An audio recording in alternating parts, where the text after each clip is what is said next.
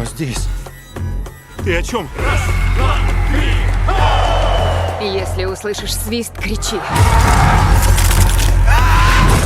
Умереть. Не вариант.